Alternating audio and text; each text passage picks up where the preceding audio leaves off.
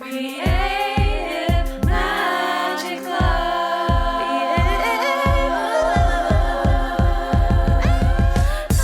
What's up? This is Sarah Mack and welcome to Creative Magic Club. Together, we'll discover inspirational stories of creative entrepreneurs living out their dreams, doing the work they are most passionate about, and building wealth in magical and fun ways.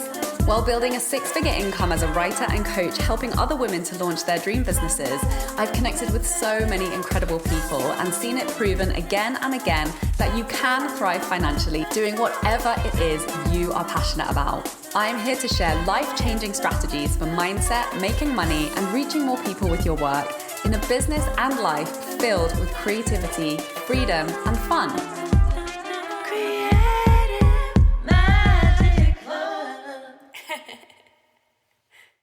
Hello, welcome back to the show.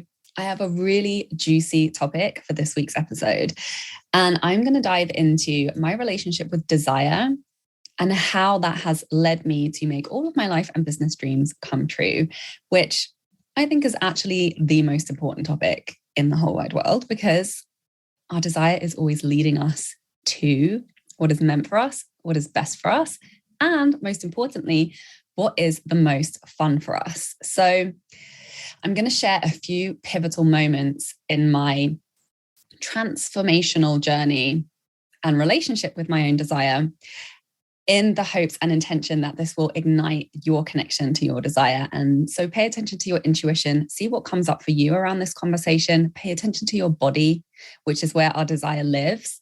And I would love to hear your input and insights on this topic. So when I was studying my master's in Montreal, and that was a very pivotal turning point for me in my relationship with my desire.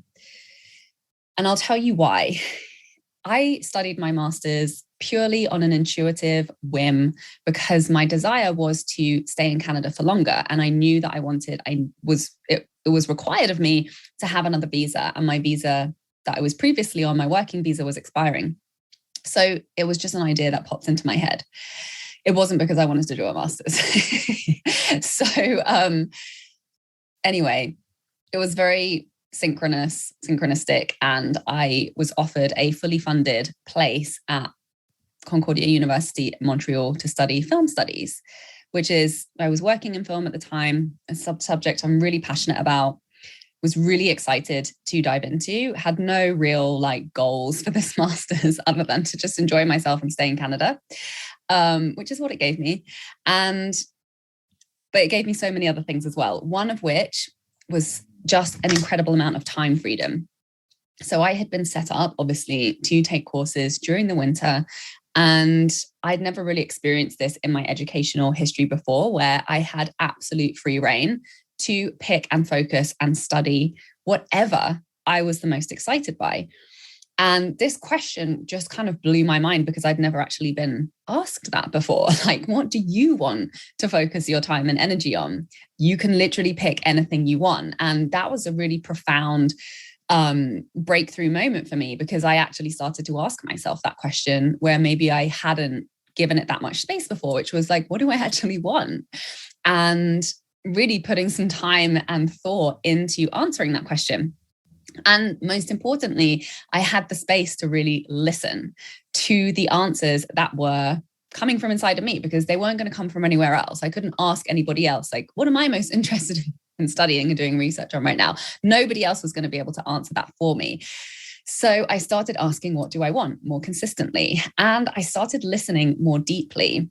And so first, obviously, this conversation took place within the research that I was doing in my master's program, which was starting with, apparently what I wanted was experimental cinema and feminist philosophy. And that's really what I ended up diving into in that program.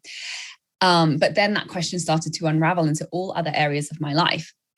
And there was a really pivotal text that came in at this moment, which was The Artist's Way by Julia Cameron. So whenever I hear about somebody picking up this book, I'm like, oh, this is exciting.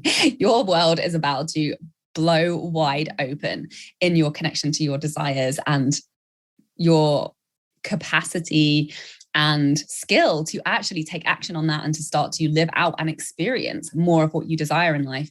So in that book, she shares a scripting technique where you write stream of consciousness for 3 pages every day. She calls it the morning pages. And I actually heard her speak about this technique in an interview more recently where she describes it as a cure for codependency. And I thought this was absolutely mind-blowing, because basically what you're doing when you're giving yourself that time and that focus to really connect internally, not only to connect internally, but also to create objectivity around it, because we have these desires all day long, but more often than not, we're ignoring them, or more often than not, we're distracted by something that is in our physical world. So it really does take that diligence and practice to start to listen to that small, tiny inner voice, those little whispers. And what happens when you're doing this scripting is you're saying, I'm here, like I'm listening, I'm focusing, and I'm actually like pulling out what it is that my inner voice is telling me. And initially you start off by just kind of like purging and spewing all of the crap and like nonsense that's rattling around in your brain. But by committing to doing 3 pages of it, you start to clear out the noise and dig a little bit deeper. And then you'll notice by doing this consistently, and this is really key, is to connect consistently, is that repetitive ideas start to come up. And so when something is repetitively coming up, then that's when it becomes kind of impossible to not really pay attention to that. So I love this technique. And the way that she describes it as a cure for codependency is because we're really, through that process, calling back our energy into our body. We're reconnecting to our energy versus the energies of other people. And it's also really a cure for unsupportive boundaries, because it's a chance to get really clear on what we want and need, to the point that we can communicate that and take a stand for it. And it's an instant clarity creator when you practice it regularly, and it builds connection to your intuition. And that was really, the beginning of when I seriously started committing to listening to my intuition, paying attention, and not only that, but translating that into an action plan. Because desire lives in the body. That's how we access this insight and information. And so that really turned into a time for me of just loving my life, loving who I am, and feeling so in alignment and in love with life at whole new levels. So of course, that was the moment that I attracted the love of my life. He literally showed up on my doorstep, rang my doorbell, and moved in with me after answering my ad for a roommate on Craigslist. So I have a lot of tangible proof and many, many big examples like this, that when we connect to our true desires and we give ourselves permission to say yes to them, and we don't negotiate on them, we end up getting what we want with surprising levels of ease and magic. And I've really found that to be true throughout the rest of my life and business, in raising my prices, in shifting what I'm offering, in shifting who I'm working with and what I'm helping them with, in shifting my marketing strategy, in any level of decision making. When I just do what I desire, it works. So another amazing turning point that just unfolded for me, to really underscore this fact, is that I found a vision board from 2015 behind the bookshelf at my mum's, which is where I am in England at the time of recording this. And it was the same day that my green card arrived. Like, I got my passport in the mail with my visa in it, which was a 7-year goal. I'd been wanting this for 7 years. And I started to look at all of the things I'd put on my vision board. I had my Canadian permanent residency. I had homes with beautiful gardens in New York, which, is kind of a hard thing to come by, but I wanted it before I moved to New York. And I've, since lived in 2 homes with almost the exact same backyard that was pictured on that vision board, with a beautiful bay window and a beautiful green garden behind it. And so when I reflect on my goals, it's the things that I truly, in my body, deeply desire. Those are the ones that always materialize. The external metrics that I have defined my goals by, like audience size or random money goals, that really don't happen for me until I have connected them to body level desires for what that goal will actually mean for me. So I want to share another really key transitional moment that stands out for me in really understanding this process, which was when I was living in Beacon in upstate New York, kind of by accident for a few months during a gap in my Canadian visa. And I happened to move into an Airbnb run by an amazing shaman called Eileen O'Hare. And she happened to run weekly women's circles, which she'd been running for years in the community with all of these other really badass wise women who were almost twice my age. And that was just such an amazing time. And I learned so much from them. And this is where I started to consistently practice speaking my desires out loud with others through sitting in circles with these women week after week. And I remember the visceral experience of one of the times when I spoke my desires to, be expressing myself more creatively, to be making a lot of money, and to be really successful and reaching a lot more people in my business. And in that moment of speaking those desires out of my mouth, I could feel feelings of shame rising up in my body, like very uncomfortable, very visceral feelings of just feeling ashamed of myself and ashamed of my desires. And now I knew this was a safe space and that these women were so loving and accepting and non-judgmental, fully accepted me for who I was in every moment, because that was the intentional practice in that specific space. And now I understand in hindsight what this process has been for me. And I see it for so many women now that I recognize it, is really just understanding that as women, we are so conditioned to reject and deny ourselves and to literally feel ashamed for who we are because of the patriarchal heritage that we were born into. When women historically had no value beyond their benefit to men. We were historically seen and treated as possessions, where their desires were not only unimportant, but irrelevant. And we have been childbearers and rearers and, a lot of roles in society we have been granted permission to be accepted in. But there has not been space for our desires outside of that, let alone creative desires. And God forbid, we have financial desires, right? So obviously times have changed and are changing. And we know this to some level, but I just feel it's always so valuable to just connect to our body and how it is evolving and what we're carrying in our body and what we are shifting in our bodies as we go through this process of creating the things that we desire that maybe no other woman in our lineage has ever created before us.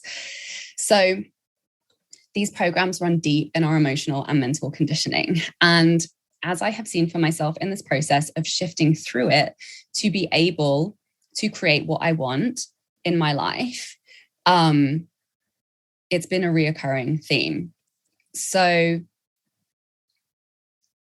when I acknowledge my desires and when I safely start to speak my desires, which, began in speaking to trusted people who I know will not create even more trauma by questioning and rejecting me. And in doing so, through that emotional purge of shame that I have held in my body until I create that connection and confidence around my desires, which then makes it easier to take them public and take a stand for them and to ask for them and to invite others into them, which is the process that makes them real. So now everything I do is a decision-making process led very consciously by desire. And it's how I healed my 5 years of chronic fatigue by surrendering to my desire for rest, for support, and for lifestyle changes. It's how I built a business that I desire and love every single part of it inside and out. It's how I've ended up traveling through 16 different countries in the past 7 years because that was my desire. And it's how I live my day to day. I play music when I want to. I dance when I want to. I move my body in ways that feel good every damn day. I eat what I want to. I sleep when I want to. I ask for the opportunities that I crave. I give when I want to. I say no when I want to. I create what I desire. I do what I desire. I speak what I desire. I stand for what I desire. And it gets better and better and better and better. So I hope that this episode ignites you and inspires you to do something you deeply desire today and to continue living like that every single day and just get so excited about where that is going to lead you. And if living a desire-led life and business is calling you and you are looking for a mentor to expand your capacity to create exactly what you want in your dream six-figure business, you can work with me in my mastermind, Freedom Club, or as a private one-on-one client. So you can check out all of the different ways to work with me at withsarahmac.com. Thank you so much for watching and listening. I'm wishing you a year of all of your wildest desires come true. For more inspirational content, head over to my website withsarahmac.com And please support the show by liking, commenting, and subscribing.